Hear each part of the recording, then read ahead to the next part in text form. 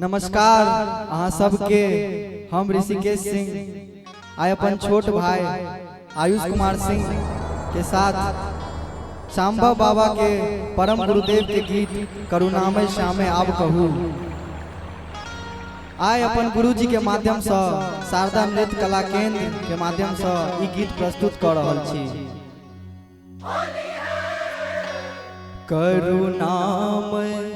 श्यामे आब कहू करुणामय करुणामय श्यामे आब कहू करुणामय करुणामय श्यामे आब कहू करुणामय हो